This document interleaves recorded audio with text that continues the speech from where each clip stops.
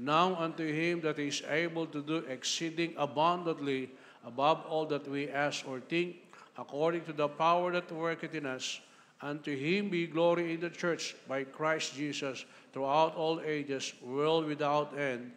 Amen. Manalangin tayo, dakilang Diyos, salamat po sa gabing ito. Salamat sa inyong biyaya sa amin, sa inyong pag-iingat, Panginoon, sa mga nakarang araw. Dalangin po namin na kayo po ang siyang patuloy na manguna at nagpapasalamat po kami sa inyong dakilang kabutihan sa amin, Panginoon. Sa gabing ito, kami po ay lumalapit, nalinisin niyo po kami, patawarin niyo po sa aming mga bawat pagkakasala, at tulungan niyo po kami, Panginoon, puspusin ang inyong kapangyarihan, at kayo po ang siyang manguna sa lahat ng aming gagawin sa pag-aaral po ng inyong mga salita. Mga kapatiran po namin na sa oras na ito ay patungo dito, ingatan niyo po sila at ganoon din ang mga kapatiran na nanonood sa aming pananambahan o sa aming service ngayong gabi. And some of them, sila po ay nasa ibang bansa pa, nasa ibang lugar. Subalit hindi hadlang, Panginoon, ang ano paman upang sila ay hindi namin makasama po sa mga oras ng pananambahan po namin, Panginoon. Sa oras na ito, kami po ay nagpupuri at nagpapasalamat. Basta niyo po ang inyong salita na aming pag-aaralan. I-bless po kami at ang lahat na ito aming dalangin sa pangalan po ng aming Panginoon Jesus. Amen. Thank you.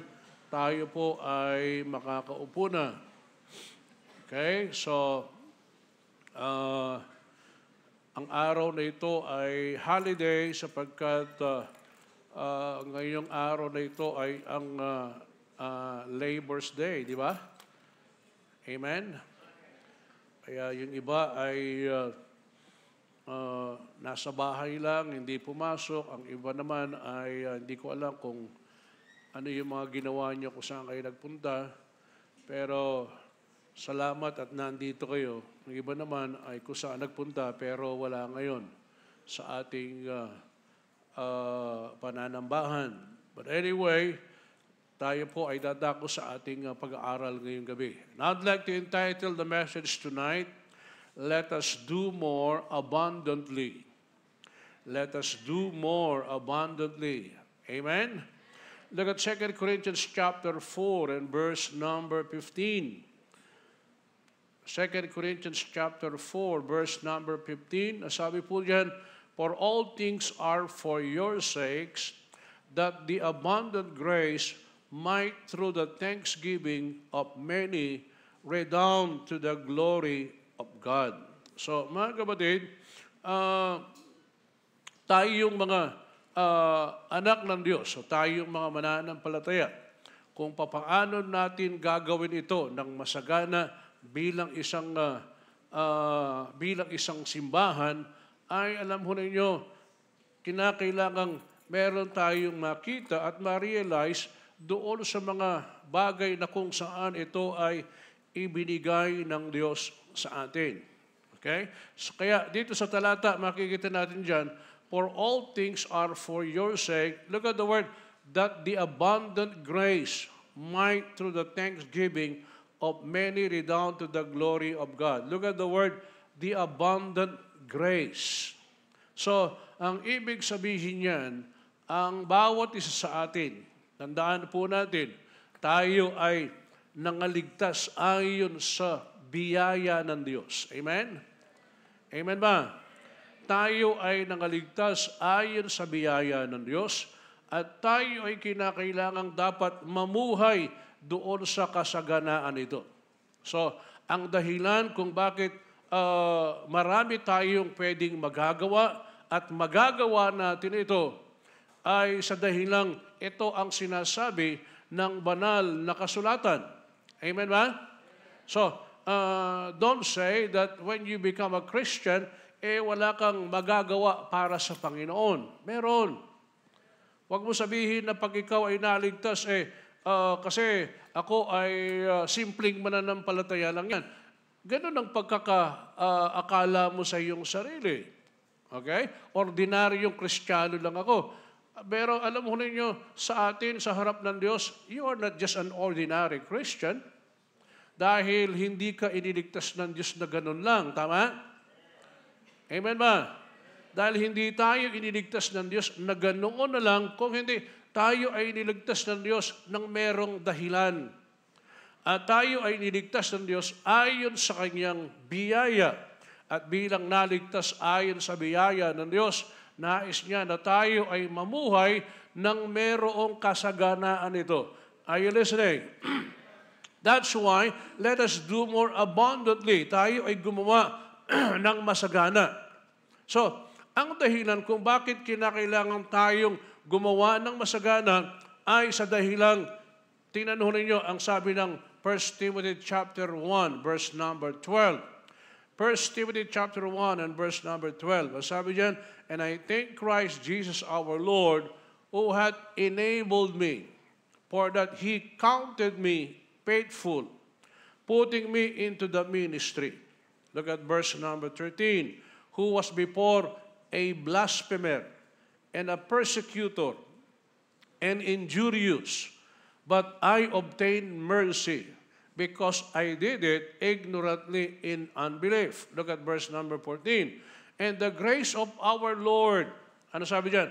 Was exceeding abundant with faith and love which is in Christ Jesus. Sabi niya, at ang biyaya ng Panginoon, sabi niya, was exceeding abundant with faith. So ang ibig sabihin niyan, tayong mga mananampalataya, tayo ay binigyang kakayahan ng Diyos. At tulad ni Apostol Pablo, sabi niya, that who hath enabled me. Sino ang nagbigay sa kanya ng kakayahan? Walang iba kundi ang Diyos. Not only that, but he was counted faithful. Amen? Pero sino ba si Apostol Pablo? Si Apostol Pablo na ang sabi niya na siya ay dating blasphemer siya. Dati siya ay persecutor. Hindi lang yan, but also an injurious. Pero ano nangyari? But he obtained mercy. Mercy from whom? Mercy from God. Amen ba? Mercy from God. Pero sabi niya, because I did it ignorantly in unbelief.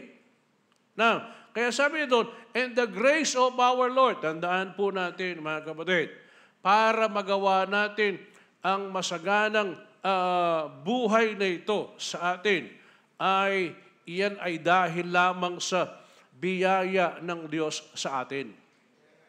Amen? Iyan ay biyaya ng Diyos sa atin.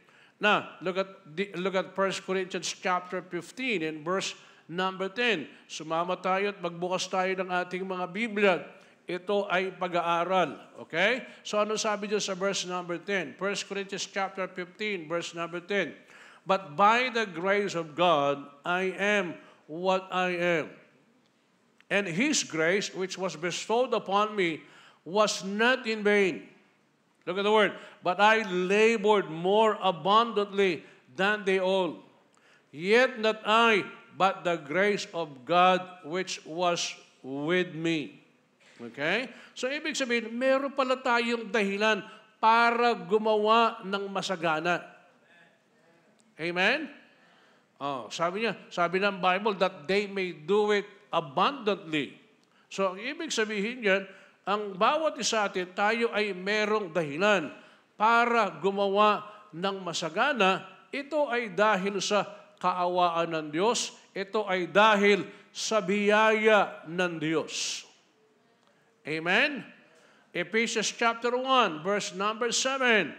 So, we are establishing our topic tonight. Ano sabi dyan? In whom we have redemption through His blood, the forgiveness of sins, according to the riches of His grace, wherein He hath abounded toward us in all wisdom and prudence. So, ito yung reason kung bakit tayo ay pwedeng gumawa ng gawaing masagana sa buhay natin bilang isang mananampalataya o bilang anak ng Diyos. Okay? So kaya hindi mo pwede sabihin, hindi ko kaya ito hindi ko magagawa yan. Ito lang ako. Hindi ho ganun, mga kapatid. Hindi yun ang plano ng Panginoon sa atin. that after that we have been saved, and then after that the Lord, sabi nga na, lagi inuulit natin, that the Lord has put us in the church. Ano yung layunin dyan? Upang tayo ay mamuhay ng merong kasaganaan sa Panginoon. Okay? Now, ito po ay isang bagay na kung saan gusto ng Diyos na makita natin at malaman natin at upang sa ating buhay bilang Kristiyano o bilang anak ng Diyos, ito pala yung kinakailangan at magagawa ko para sa Panginoon. Pero kung ating papansinin, ay merong ding dahilan kung bakit hindi magagawa kung minsan o hindi nangyayari itong bagay na ito. Okay? The reason why we should do it abundantly, look at this, is because of sin. Amen? So may dahilan kung bakit hindi mo magagawa yan. Sabi ng Panginoon, it is established na bilang Kristiyano, magagawa natin at kaya natin. Bakit? Dahil nadodoon yung biyaya ng Diyos, nadodoon ang kaawaan ng Diyos. Pero bakit hindi nangyayari yan? Pero bakit hindi nagkakaroon, nagaganapan yan sa buhay ng ilang mga mananampalataya? O sa buhay ng mga mananampalataya. Ang dahilan ay walang iba kung hindi ang kasalanan. And the reason why we should do it abundantly is because of sin. Amen? Now, look at this. Ephesians chapter 1, verse number 7. Ano sabi doon? In whom we have redemption through His blood, the forgiveness of sins, according to the riches of His grace, wherein He hath abounded toward us in all wisdom and prudence. Okay, nabasa na natin siguro kanina ito. Ano? In Romans chapter 5 and verse number 20 and 21, sabi niya, moreover the law entered that the offense might abound. But where sin abounded, grace did much more abound. That as sin hath reigned unto death, even so might grace reign to the righteousness and to eternal life by Jesus Christ our Lord. So, kaya nga anong kinakailangan? Kaya kinakailangan gumawa tayo ng masagana laban sa kasalanan. Amen. Ibig sabihin, kaya kinakailangan dapat mag-abound tayo. O kaya naman ay let us do it abundantly. Why? Because of sin. Okay? Kaya kinakailangan gumawa ng sagana laban sa kasalanan. Dahil ang sabi ng banal na kasulatan, where sin abounded, grace did much more abound. Okay? So, wag nating kalilimutan, mga kapatid, na bagamat ang kasalanan ito ay laganap, pero ang biyaya ng Diyos, ito ay laging sagana. At ito ay laging sapat. Tama ba? Sa ating pagiging makasalanan, tayo ay naligtas dahil sa biyaya ng Diyos. Are you listening? But always remember, although we are already saved, okay, niligtas na tayo ng Panginoon, but we are still in. Nandito pa tayo sa mundong makasalanan na ito. Kaya nga, anong nais ng Panginoon sa atin? Para maipamuhay natin yung buhay na kasaganaan na yan. Ang ibig sabihin yan, tayo ay mamuhay ng merong kasaganaan ng higit pa doon sa tinatawag na kasalanan sa ating buhay. Okay? Kaya nga, nung tayo ay iniligtas ng Panginoon, anong binigay ng Diyos sa atin? Meron tayong salita ng Diyos. Amen ba? Meron tayong salita ng Diyos. Meron tayong Word of God. That is the reason why the Word of God is important to us. Ang salita ng Diyos, ito'y mahalaga para sa atin. Ang salita ng Diyos, ito ang siyang magdadala sa atin upang tayo ay maging malakas at tayo ay mamuhay ng merong kasaganaan. Okay? Amen ba? Oh, para tayo ay mamuhay ng merong kasaganaan. Kaya ano kinakailangan? Kaya kinakailangan gumawa tayo ng sagana laban sa kasalanan. Okay? We need to live abundantly against sin. Look at your Bible, Hebrews chapter 12 and verse number 2. Ano sabi doon? Looking unto Jesus, the author and the finisher of our faith, who for the joy that was set before him endured the cross, despising the shame, and is set down at the right hand of the throne of God. For consider him that endured such contradiction of sinners against himself, lest ye be wearied and faint in your minds. Look at verse 4. Ye have not yet resisted unto blood, striving against sin. Ano sabi diyan? Ye have not yet resisted unto blood, striving against sin. Tandaan ho ninyo, mga kapatid. Sabi nga, alam ninyo, sa buhay natin bilang mananampalataya, kung ito ay ikukumpara mo doon sa buhay ng mga mananampalataya nung una pa, yung buhay Kristiyano natin, hindi mahirap. Mas madali ito kaysa doon sa mga nauna. Dahil noon, kinakailangan dapat magpatulo ka ng dugo. Di ba? Amen? Bakit? Kasi nung mga panahon na may mga persecution. Di ba? Merong mga persecution. Nandoon yung kahirapan. Kailangang manindigan ka bilang Kristiyano, bilang mananampalataya.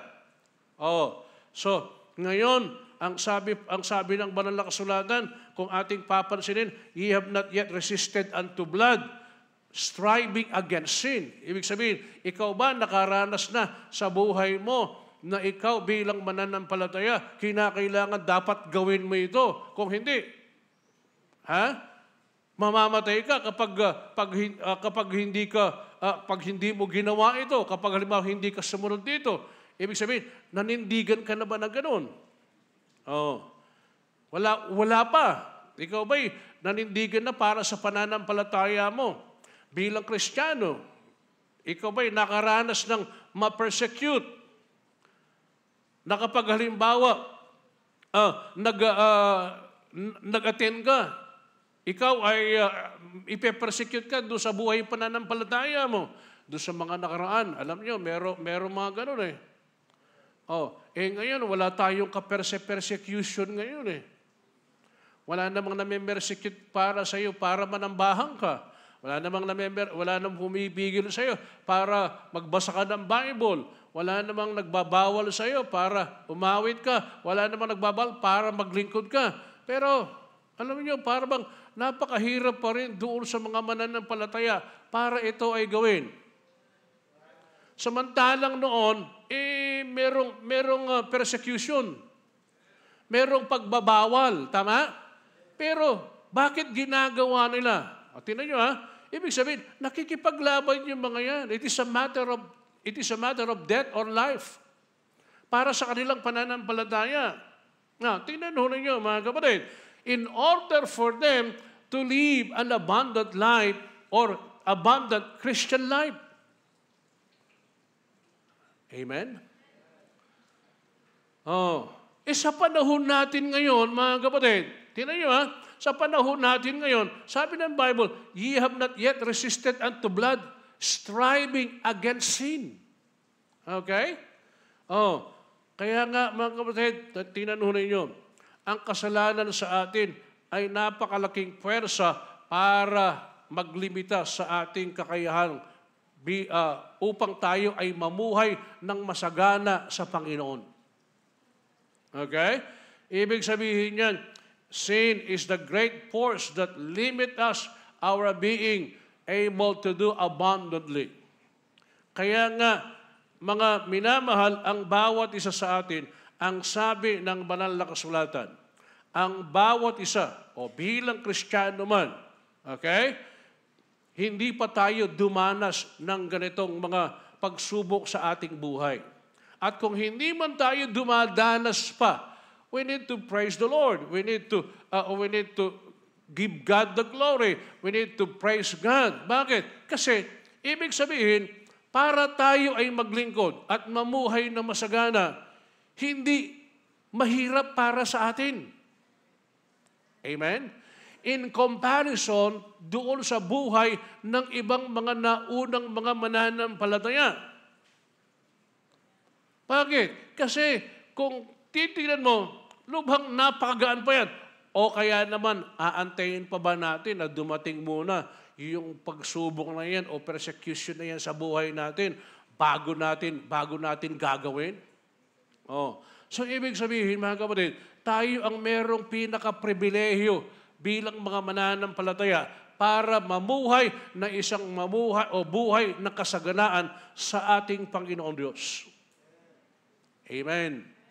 But you know, sometimes they say that persecution is the opportunity for service.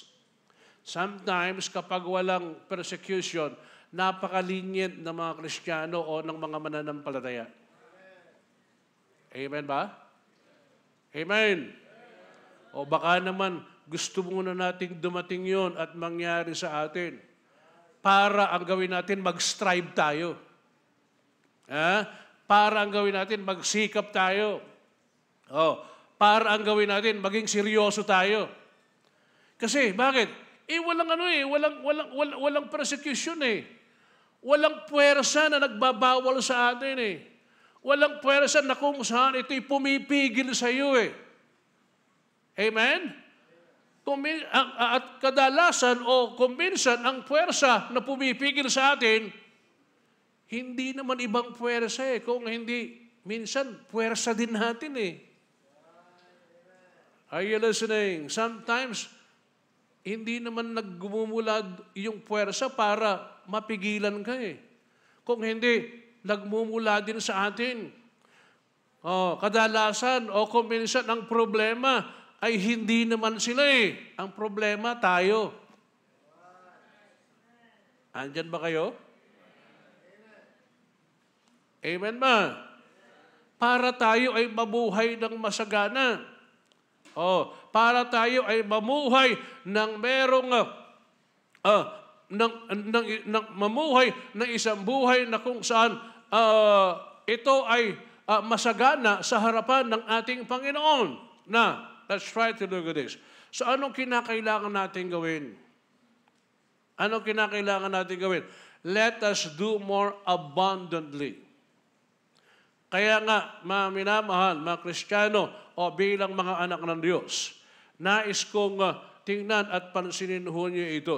That in order for us to do more abundantly and to live more abundantly for the Lord, there are things that we need to do. So, number 1, handa na ba kayo? Do more abundantly against the sin in us. Do more abundantly against the sin in us. Ano ba yung mga sin na yan? The sin of envy. Amen? The sin of anger. Ano ba yung envy? Yung pagkainggit, di ba? Kaya nga, sabi nga ho sa inyo, ang pumipigil sa atin, hindi pa puwersa dun sa labas. Kung hindi, yung sa loob ang pumipigil para hindi mamuhay ng masagana. Amen? Kung halimbawa kayang meron pang puwersa sa labas para patigilin ka, abay, sabi ko, pambira, siguro napakadali para talagang titigilan mo na yung ginagawa mo para sa Panginoon. Para mamuhay na masagana. Ibig sabihin, wala namang ibang pumipigil sa iyo niyan. Ang kadalasang pumipigil ay walang iba kung hindi yung kasalanan na nasa atin. Baka kaya hindi ka makapamuhay na masagana dahil nandoon yung envy. O kaya naman nandoon yung anger. Meron kang ano sa Tagalog yung anger? Meron kang galit sa iyong puso. Sino ba yung kinagagalitan mo sa puso mo? Baaring napupuot ka. Are you listening? Okay? Or maybe jealousy. Meron kang pinaninibughuan. Amen ba? Oh, bakit sila ganito? Samantalang ako, maybe you're always comparing yourself with other Christian or with other people. Or maybe it is the lust of the flesh. Or maybe all the sensual attractions na kung saan sino ang may dulot ng lahat ng mga yan? Walang iba kung hindi ang mundo. Now, look at this. Galatians chapter 5, verse number 16. Ano sabi niyan? This I say then, walk in the Spirit, and ye shall not fulfill the lust of the flesh. Are you following me?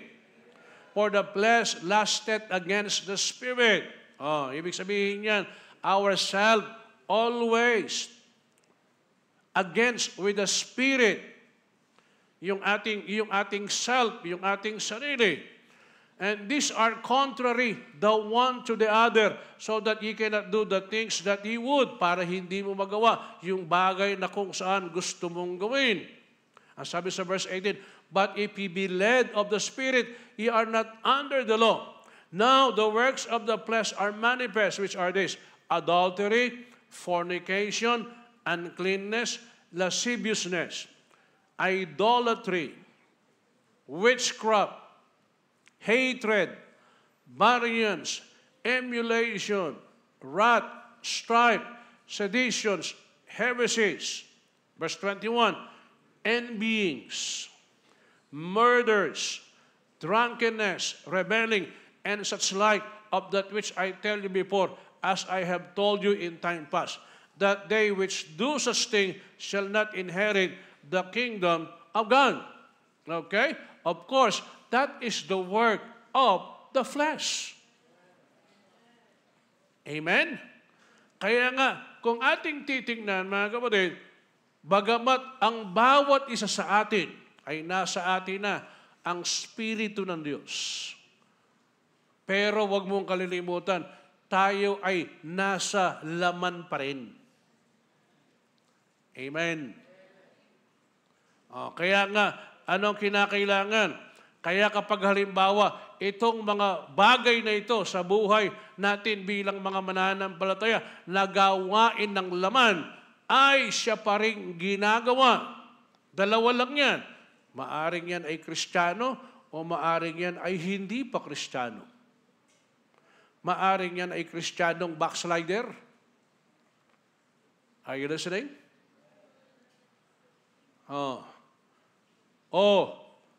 Iyan ay hindi talaga tunay na mananampalataya. Tingnan niyo maigi, mga kapatid. Look at verse number 22 ng Galatians chapter 5. Sabi niya, but the fruit of the Spirit, look at this. Kanina, ating binasa, yung works of the flesh. Ngayon naman, yung work of the Spirit or the fruit of the Spirit. But the fruit of the Spirit is what?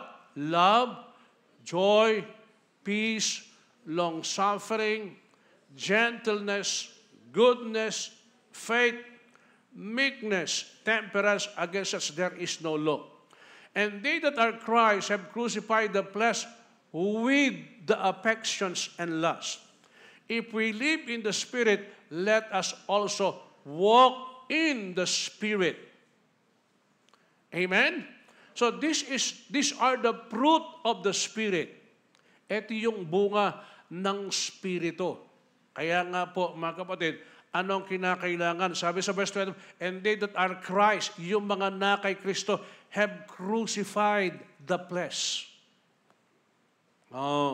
Sabi niya, with the affections and lust. Kaya tandaan ho natin, mga kapatid, bagamat tayo ay mananampalataya pa, ano kinakailangan dyan? Kaya nga, ito yung halaga ng salita ng Diyos sa buhay natin. Ang salita ng Diyos, ito yung pagkain ng ating kaluluwa upang tayo ay maging malakas sa Espiritu. Amen. Amen. Kaya kapag ang iyong kaluluwa ay pinapakain mo ng salita ng Diyos, nagiging malakas ka sa Espiritu. Hello? nagiging malakas yung spirito. Pero kapag ang spirito ay ang kaluluwa ay hindi nakakakain at ang pagkain ay salita ng Diyos, ano mangyayari? Manghihina yan. At ang magiging kung ang kumakain ng mas higit ay walang iba kung hindi yung flesh, ay magiging malakas yung flesh. Magiging malakas yung laman. Naintindihan ho ba ninyo? Kaya nga, napakahalaga na sa atin bilang Kristiyano, bilang mga mananampalataya, bakit kailangan nating meron tayong midweek service na katulad nito, na merong pag-aaral ng salita ng Diyos? Bakit? Para tayo ay maging malakas spiritual. Tama? At ang dahilan kung bakit ikaw kinakailangan, dapat ay meron ding mga personal na pag-aaral ng salita ng Diyos para tayo ay maging malakas spiritual. Bakit kinakailangan basahin mo ng regular ang salita ng Diyos? Para tayo ay maging malakas espiritual. Bakit kailangan natin ng fellowship? Para tayo ay maging malakas espiritual. Tama? Amen. Huwag natin i-underestimate yan, mga kapatid.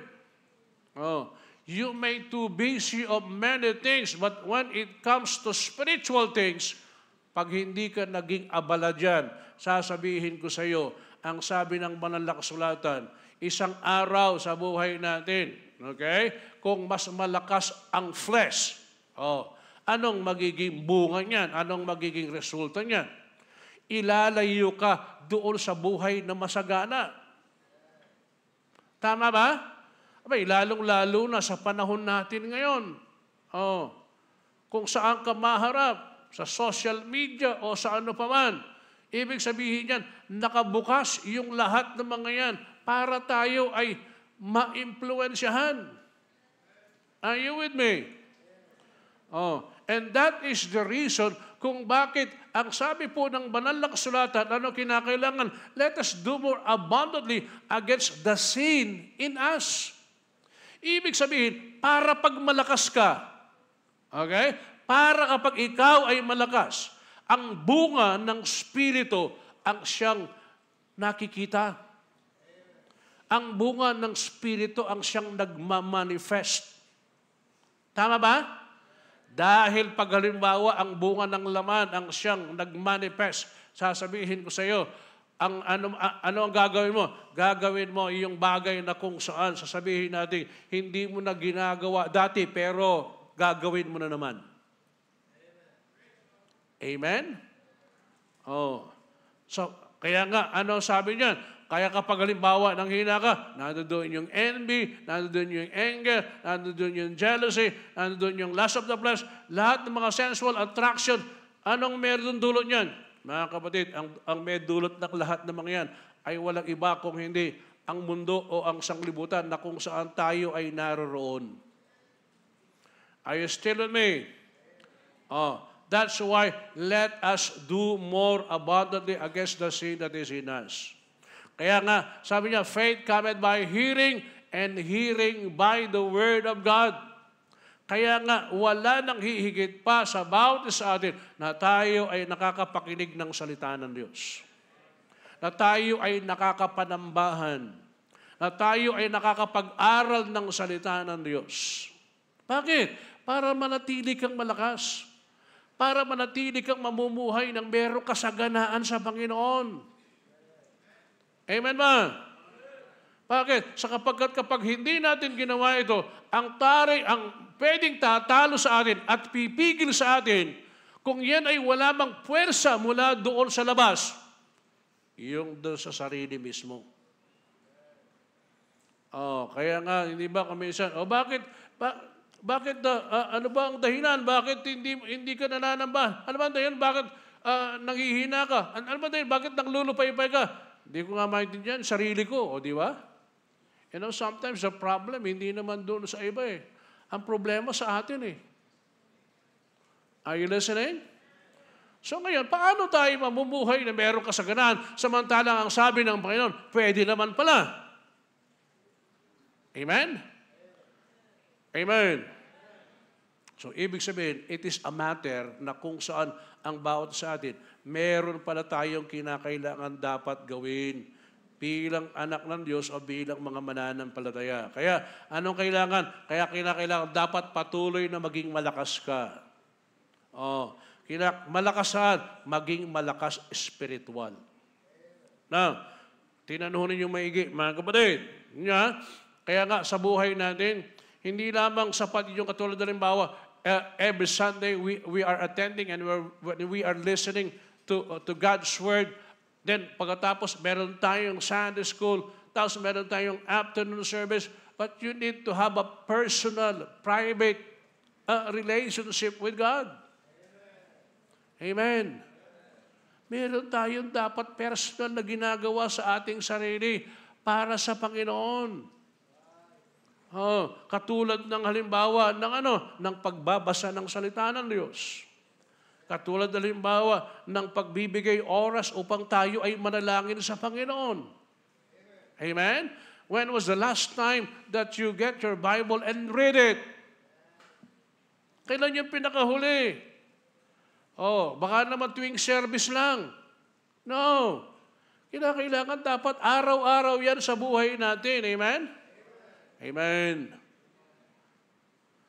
Kaya lang kasi ang ating sarili o ang ating buhay ay masyado ng anong tawag dito na babalutan at na iimpluwensyahan ng maraming mga bagay dito sa mundo. Kaya hindi natin magawa yung ating kinakailangan dapat gawin para sa Panginoon. And that is the reason why the church is always encouraging everyone to grow more in our faith, to live more, okay? The life which is an abundant life for God, para tayo ay maging masaya. Andiyan pa kayo, amen? Pangalawa, let us do more abundantly against the devil and the world. 1 John chapter 2, verse number 15. And verse number 17, ano sabi ng Bible? Love not the world, neither the things that are in the world. If any man love the world, the love of the Father is not in him. For all that is in the world, the lust of the flesh and the lust of the eyes and the pride of life, is not of the Father, but is of the world. And the world passeth away, the lust thereof, but he that doeth the will of God abideth forever. Okay? So anong iyong kanina? Nagsimula pa lang yan sa atin. O ngayon naman, yung outward naman. Sabi niya, let us do more abundantly against the devil and the world. Alam niyo ba, nakalaban natin ng matindi ang mundong ito? Ang sanglibutan na ito. Kaya hindi niyo ba nakikita, nakikipaglaban tayo ng matindi sa mundong ito o sa sanglibutan na kung saan tayo ay naroroon. Kaya anong kinakailangan yan? Kaya kinakailangan dapat tayo ay maging malakas. Dahil kapag hindi tayo naging malakas, maiimpluwensyahan tayo niyan. Madadala tayo niyan. Amen ba? Mawawala tayo sa kalooban ng Diyos para maipamuhay natin yung buhay ng merong kasaganaan. Ano sabi ng Ephesians chapter 6, verse number 12? For we wrestle not against flesh and blood, but against principalities, against powers, against the rulers of the darkness of this world, against spiritual wickedness in high places. Tandaan natin, ang kalaban natin ay hindi sa laman, kung hindi ang kalaban natin ay spiritual. Amen. Ang kalaban natin ay sa spiritual ang laban natin, mga kapatid. Amen ba? Kaya nga, anong kinakailangan niyan? Sabi ng 1 Peter chapter 5, verse number 8, be sober, be vigilant, because your adversary, sino ang adversary natin? The devil, as a roaring lion, walketh about, seeking whom he may devour, or he may devour. Whom resist steadfast in the faith. Look at that.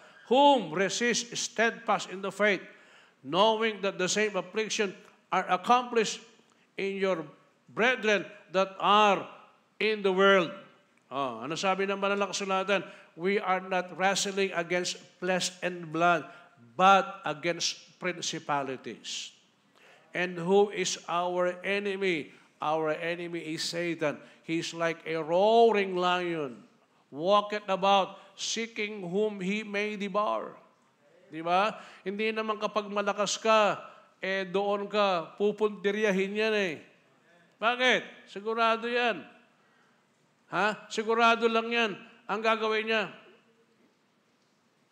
hindi pa.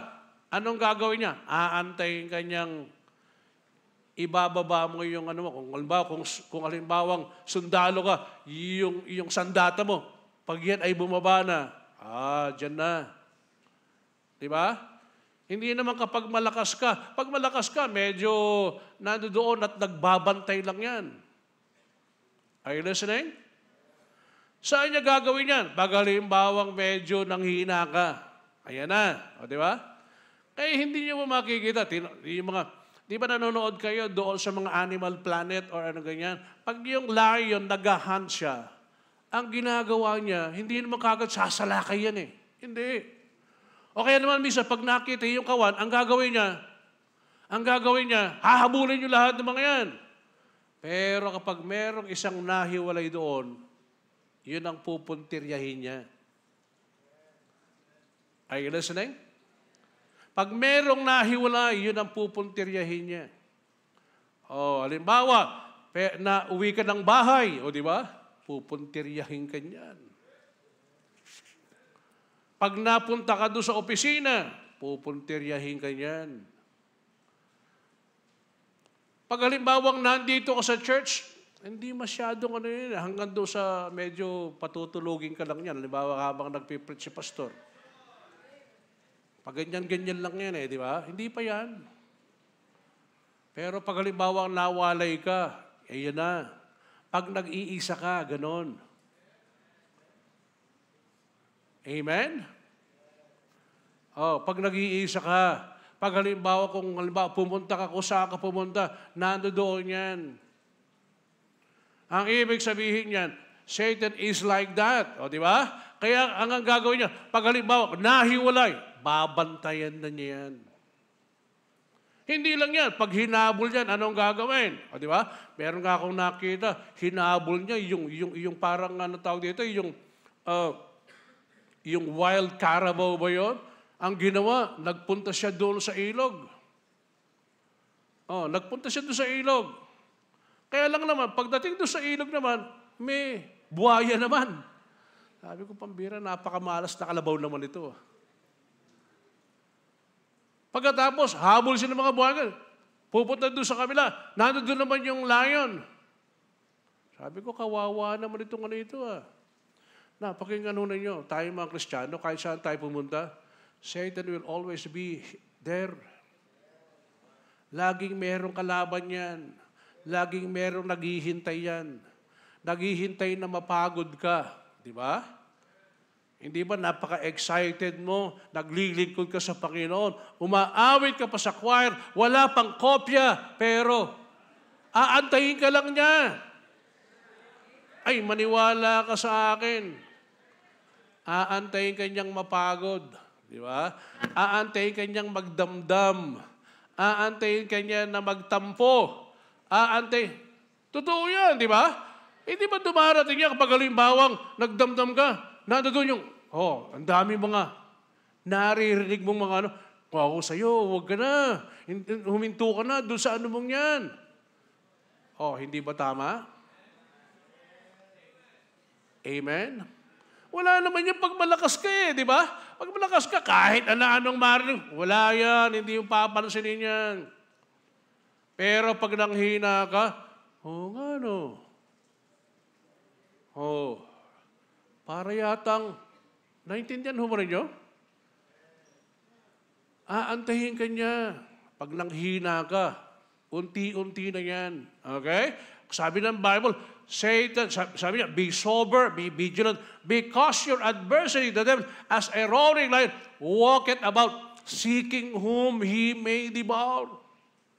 Naghahanap siya ng masisila niya. Naghahanap siya kung sino ang pwedeng magiging victim niya.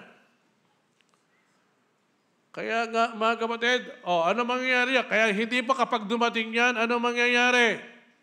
Ang mangyayari, pag nanghina ka, mai-impluensyahan ka na yan. Ang ganda ng ginagawa mo, bakit na lang bigla kang huminto? Naglilingkod ka, bigla ka na lang. You know what? Pag na-impluensyahan ka, ano mangyayari dyan? May papamuhay ba yung buhay na masagana? Hindi. Are you listening? Hindi ko makakalimutan yun nung bago ako mananampalataya. Lagi sinasabi ko ito. Init ko sa pananampalataya, nag-a-attend ako ng prayer. Isipin mo yan, umuwi ako ng San Jose pa noon. Ha? Sabi nga isang nakakasabay ko, sabi niya, Brad, Baptist yun eh. Nag-a-attend siya doon sa Baptist, doon sa crossing doon sa may, ano pa doon. Saan ka nag-a-attend? Doon sa Bible Baptist Temple po. Layo na, ba't doon ka pa nagpupunta? Ba't di ka na lang dito? Hindi po, kasi doon po ako na-save eh. Yun ang ano ko noon eh. Pero, tapos nag-a-attend ako ng prayer meeting. Sabi ng isang young people pa rin naman noon. Sabi niya, Brad, halika, doon ka lang matulog doon sa amin. Bira, nag-sharing kami. Alam mo, nung mag-sharing kami, yung gabing yon, puro yung lahat ng hinanakit niya, yung lahat ng mga, alam mo, parang yung init ko sa pananampalataya, bigla na lang binuhusan ka ng, nag-iba yung pakiramdam ko. Sabi ko, parang nanghina ako, parang nanglulupay-pay ako. Sabi ko, buti pang hindi na ako sumama. You know what? Pinuntahan ko. Kinausap ko si Pastor Mercado. No? Sabi ko, Pastor, alam mo ninyo, nakausap ko ito, ganito yung nangyari. Ito yung naging pakiramdam. Sabi niya, kaya sa susunod, maging matalino ka. Kaya sa susunod, dapat mag-ingat ka. Are you listening? Amen. Mag-ingat ka doon sa mga ka-fellowship mo. Kung yan, hindi ka palalakasin, huwag kang makipag-fellowship doon sa kanila. Kung yan ay tatapunan ka lang ng basura doon sa lahat ng pagdaramdam niya, sabi niya, huwag kang sumama niyan, dumistansya ka. Para bang yung nakikita mo doon sa truck, distansya, amigo. Di ba? Bakit? Minsan nakala mo, nagsisharing lang kayo. Yung pinagsisharingan pala ninyo, buhay na ng may buhay. Instead na magiging malakas ka, manghihina ka. Magiging victim ka pa ni Satan doon. Tama? Amen. Hindi lahat pina-fellowship. Ang ibig sabihin, it is a good thing to have fellowship with. Pero alam mo kung kanino ka makikipag-fellowship. Kung ang ka-fellowship mo, ikaw ay nilalagyan ng basura doon sa tenga mo para manghina ka, dumistansya ka. Bakit? Manghihina ka eh. Amen? Makipag-fellowship ka doon sa pwedeng makapagpalakas sa'yo. Makipag-fellowship ka doon sa kaya kang i-motivate, i-comfort man, kung ano man yan. Yung nanghihina ka, lalakas ka. Yung bang pag nakausap mo, lumakas ka. Di ba? Hindi yung pag nakausap mo, parang nanglupay-pay ka, parang nanghina ka. No, hindi ho ganon. At alam mo niyo, mula noon natuto ako. And that is the advice of my pastor to me. And that is what I advise to you also. Di ba? Isipin mo, ang ganda na ginagawa mo sa pananampalataya, nung nakasama mo yun, nakakausap mo yun, ano na nangyari na sa'yo? Kaya nga lagi sinasabi ko, hindi masama na nagpa-fellowship kayo, hindi masama na nagsasama-sama kayo, pero kung kayo, kung ang dahilan ng fellowship niyan ay ikahihina mo, you better for you. Ano kinakailangan? Mag-ingat ka. Amen? Kaya nga, mga kapatid, huwag natin kalilimutan yan. Nagiging maingat lang tayo. Okay? Kasi yung masaganang buhay na ipinapamuhay mo isang araw, hindi mo magagawa yan dahil dyan. Tama? Kaya nga, ang sabi ng banal na kasulatan, hindi ho masama na tayo ay makisama. Pero wag lang tayong makisama. Amen. Hindi ho masama na tayo ay may mga kaibigan sa labas. Pero para ikaw ang ma-impluensyahan yan, mag-ingat ka. Kaya nga lagi sinasabi natin, kung halimbawa Kristiyano ka, sa trabaho pa lang, sa eskwelahan pa lang yan, kinakailangan malaman na nila kung sino ka na ikaw ay mananampalataya. Don't tell them that you are a Christian. You tell them that you are a Baptist Christian. Amen? Hindi lang masabat sabihin, Kristiyano ako. Sasabihin niya Kristiyano din naman ako, di parehas lang tayo. Kaya magkakaparehas lang kayo. Pero pag sinabi mong Baptist Christian ka, doon pa lang makikita na at nandoon na yung respect sa'yo. Bakit? Kasi iba yung Baptist kesa doon sa Christian lang. Tama? At para makita nila na ibig sabihin yan, meron kang panginginin. At yan ay walang iba sa salita ng Diyos. Sa kanila. Tama? Amen. Hindi ka sa salita ng Diyos nangingiling, kundi nangingiling ka sa kanila because of the Word of God. Are you still with me? Kaya anong kinakailangan? Let us do more abundantly against the devil and the world. Kung hindi tayo magiging maingat, mga kapatid, mga minamahal, okay? Ano mangyayari dyan? Nagiging dahilan para hindi natin maipamuhay yung buhay ng kasaganaan sa Panginoon. Kaya nga, do more abundantly against the devil and the world. Are you still listening? Number 3, do more abundantly against our own circumstances.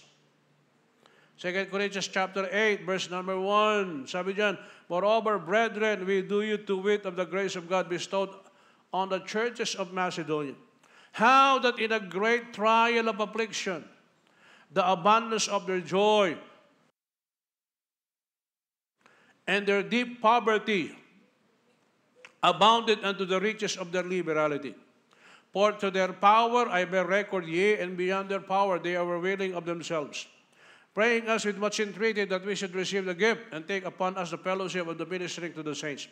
And this they did, not as we hope, but first gave their own selves to the Lord, and unto us by the will of God. Look at that. Ano sabi doon? How that in a great trial of affliction, the abundance of their joy and their deep poverty abounded. Now, tingnan natin. Do more abundantly against our own circumstances. When we say our circumstances, the trials where we are in. Ang sabi dito sa talata, sila, bagamat merong pagsubok na nararanasan, ay hindi naging dahilan para sila ay mamuhay ng may kagalakan at mamuhay ng merong kasaganaan. Amen. So, anong ibig sabihin yan, mga kapatid? You know, sometimes, those trials or our circumstances are the reason kung bakit hindi tayo makapamuhay abundantly. Pero wag mong kalilimutan, ang mga mananampalataya dito sa Korinto, anong sabi dyan? Na kahit sila man ay nasa matinding kapagsubukan, sabi niya, the abundance of their joy and their deep poverty abounded. Amen. So, pwede pala. Kaya nga, anong kinakailangan dyan? Huwag tayong maging circumstantial Christian. Amen? Kinakailangan, anumang circumstance sa buhay mo, nananaig ka doon. Tama ba ako? Hindi ka dapat, albawa, hindi ka dapat situational Christian. Di ba ang sabi natin, we need to live above the level of mediocrity. Ang ibig sabihin, kinakailangan dapat kung ito yung problema, mamuhay ka ng mas mataas doon sa problema. Hindi ka mamumuhay ng naka-level doon sa problema. Bakit? Kasi kapag may problema na, wala na. Bakit ka nag-attend? May problema Di ba dapat, kapag may problema, mas lalo kang mag-attend? Amen? Bakit hindi ka nagpunta ng simbahan? Kasi ang daming problema tanong, kailan ka pa kaya makakapunta ng simbahan? Bakit? Kasi hindi ka mawawala ng problema Amen? Bakit hindi ka nagpunta na? Kasi mainit eh. Oh. Pag nagpunta ka naman, bakit hindi ka nagpunta? Kasi umuulan eh. Abay, kung halimbawa, kung ang titingnan mo, yung sitwasyon, may hindi ka mamumuhay na meron kasaganaan para sa Panginoon. Amen ba? Tandaan natin, hindi ang circumstance sa buhay natin, hindi yung init, hindi yung... Bakit di ka nag-attend? Kasi malamig eh. Oh, saan ka pa? Ay, hindi mo na magagawa talaga yung kailangan, yung dapat mong gawin para sa Panginoon. Hindi ba may mga ganyan? Amen? Oh, hindi niya nagawa kasi may problema. Bakit wala siyang ganito? Kasi ang dami mga... Alam mo ninyo mga kapatid, ang sabi po dito, sabi ng banal na kasulatan, how that in a great trial of affliction, the abundance of their joy and their deep poverty abounded. So, ibig sabihin yan, huwag tayong mamuhay ng ayon doon sa circumstansya ng buhay natin. Pag tayo namuhay dyan, sigurado yan, matatangay ka, mahihinto ka. Hindi mo magagawa yung kinakailangan mong gawin para sa Panginoon. Amen? Totoo yan. Oh. Pakinggan ho ninyo, maraming gustong dumalo ng pananambahan. Pero bakit hindi nila nagawa? Napigilan ng sarili nila yan. Ano yon? Katamaran. Tinamad. Naintindihan ho ba ninyo? Pakinggan ho ninyo, mga kapatid. Alam mo, kung pakikinggan lang natin ang sarili natin, sabihin natin, di ko na kailangan yan. Sa linggo na lang ako mag-a-attend. Pagdating ng linggo, mamayang hapon na lang ako mag-a-attend. Pagdating ng hapon, sa susunod na lang kaya. Bakit? Kung pakikinggan mong katawan mo, sasabihin mo, pagod ako eh. Marami akong pinuntahan itong araw na ito. Marami akong nakausap itong araw na ito. Marami mga ano yan. But I tell you, tinan mo ha, naglalaban yung espiritu at saka yung laman. Amen? Kaya dapat ka magpasalamat. Bakit? Kanina, balak mo nang hindi mag-attend eh. Amen. Ay, kakantakas kami sa choir, kaya mag-attend na lang ako. Hira. Yung ba, kapag halimbawang may kanta ka, doon ka a-attend? Pag wala kang kanta, hindi ka a-attend?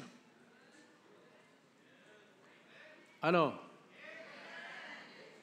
Tumatama ba ako? Tumatama? Amen? Oh, meron bang ganon? Balak mo na nga kanina eh. Oh. Pero anong ginawa? Kaya pasalamat ka, nagtagumpay ka. Yung iba, hindi nagtagumpay. Amen? Oh, totoo yan. Oh. Kaya nga mamaya pag-uwi mo, magpapasalamat ka. Lord, salamat po kasi napagtagumpayan ko. Ano yung struggle yan eh. There is always struggle within. Amen. Oh, kaya nga mga kapatid, ay pagkatapos meron pang problema na ganyan. Oh, kaya nga mga kapatid, huwag nating kalilimutan. Ano? Whatever the situation is, whatever circumstance is, ano kinakailangan? Let us do more abundantly against our own circumstances. Amen. Number 4, let us do more abundantly because of His grace and everything that is attached to it. Oh, higit na dapat maging masagana dahil sa kanyang biyaya sa lahat ng kalakip nito. Tingnan natin, 1 Timothy chapter 1, verse number 12. Ano sabi dyan? I thank Christ Jesus our Lord what enabled me, for that He counted me faithful, putting me into the ministry. Who was before a blasphemer, a persecutor, and injurious, but I obtained mercy because I did it ignorantly in unbelief. And the grace of our Lord was exceeding abundant with faith and love, which is in Christ Jesus. Mga kapatid, let us do more abundantly because of His grace. At doon sa biyaya ng yan, ay nandoon at nakalakip ang lahat ng mga ito. Ha?